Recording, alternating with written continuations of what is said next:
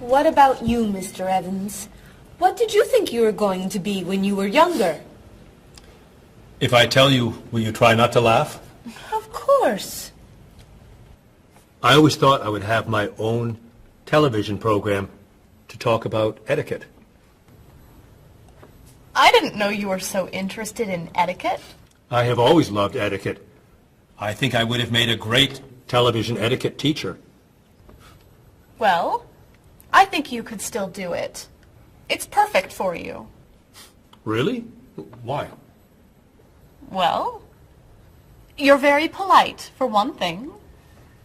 You always know which fork to use at a restaurant? That's a real talent. You've taught me a lot about the customs of other cultures. Maybe I could still give it a try. Today's topic, dinner conversation. If your international guests look offended and are leaving the table early, you've probably chosen a topic that's taboo in their home country. Find out what's acceptable and what's not. Coming up on International Etiquette with Evans. What do you think? Wow. Amazing. Unforgettable.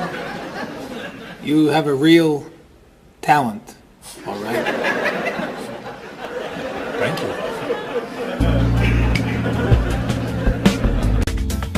I don't know.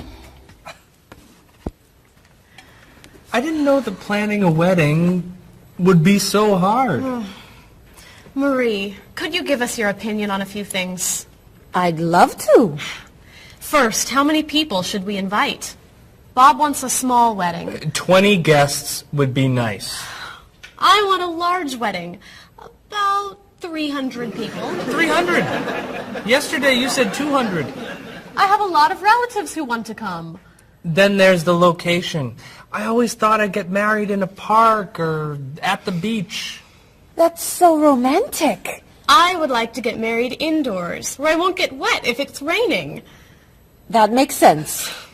I prefer traditional music in the ceremony. Contemporary music.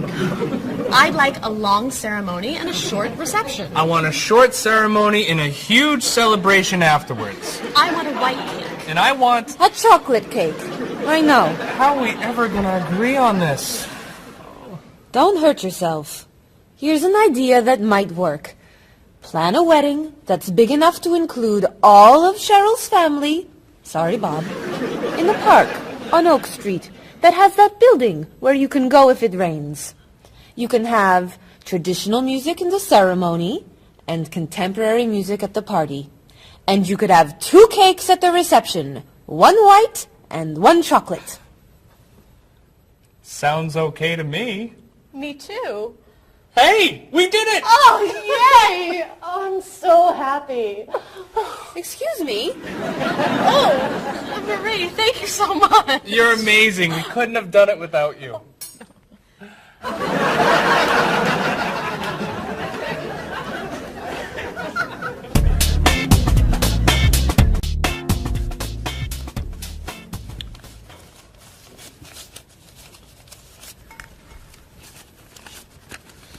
Hi.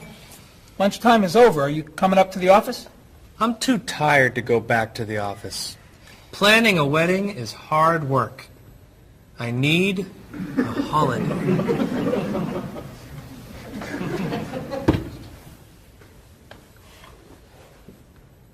Let's make today a holiday. We'll tell Mr. Evans we can't come back to work. That's a great idea. What are we celebrating? You're getting married. How about National Wedding Day? What happens on National Wedding Day?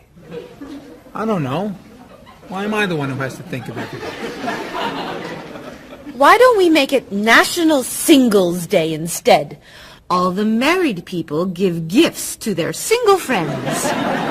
No. Buying gifts is hard work. I want to enjoy myself on our new holiday. What about a red day? Everybody wears red clothes, and there's dancing in the street that goes on all night. How about National Buy Your Friend Another Cup of Coffee? Nice try. How about National On Time Day? What happens on National On Time Day? You remind one another to come back to work on time. Happy holiday.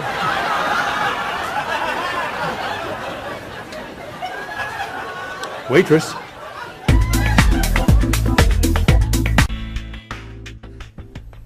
So, Mrs. Beatty, you're looking for an exciting place for your next vacation. I usually travel to major cities in Europe, but this time I want to go someplace different, someplace away from the city, as long as it's safe. Let's see. How about California? The Big Sur area is spectacular. California has lots of earthquakes, doesn't it? Well, they have earthquakes occasionally, but not very often. But it does have earthquakes. Yes. I'm not going. Okay. How about someplace in Asia? A beach in Thailand? Koh Chang has beautiful beaches, and it's very quiet there. A quiet beach sounds nice. But they said on the news there's a monsoon in Thailand. But the monsoon will be over by the time you go. What else can you recommend? Australia. The Australian outback is amazing. I've heard they have tornadoes in Australia. Some parts. Where else? Jamaica? Hurricanes.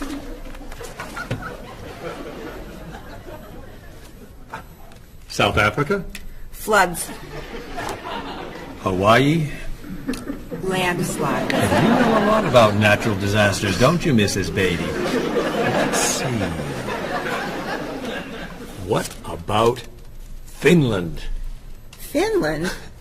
It's wild, beautiful, and very different from other parts of Europe. And nothing bad ever happens in Finland. Finland sounds good. I'll go to Finland. Great. I'll book your tickets.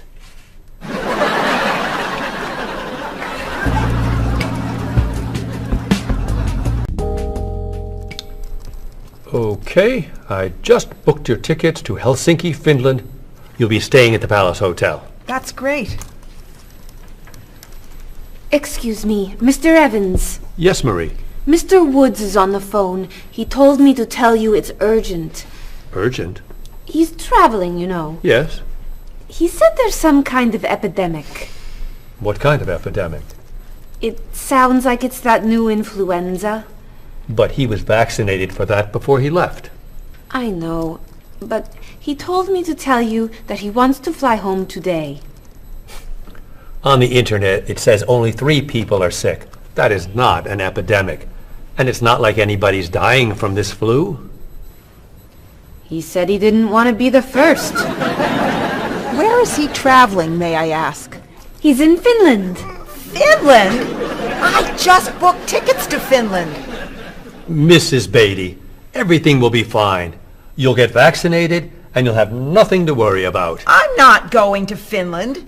You told me nothing bad ever happens in Finland. Mrs. Beatty, I can't think of anywhere in the world you can go and be completely safe.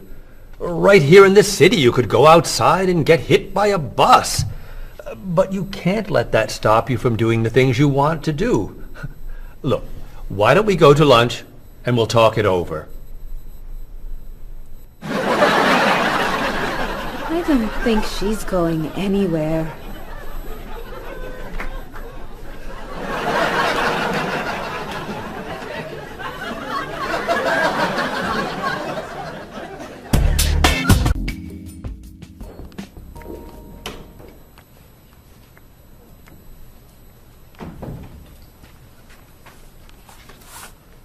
Hello, Bob. Dining alone? Paul and Marie went to get newspapers. Do you mind if I join you? Oh, please, sit down. May I ask what you're reading? A History of the World. It's a bestseller? I'm very impressed. Reading nonfiction over lunch? I hear that it's a very difficult book. No, it's a pretty easy read. I can't put it down, actually. A real page-turner, huh? Do you think I could borrow it when you're done? Sure.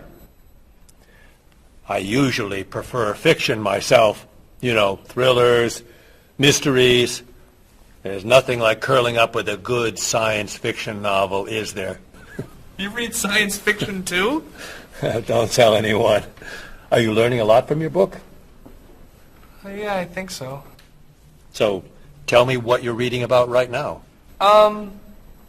This part is about Great Britain. Really? Do you mind if I take a look? Cheryl hates when I read comics. Then I can understand why you can't put the book down. You think that I could borrow it then? Well, I'm still reading this one, but I have another one I can loan you. I meant this one. Oh. Help yourself.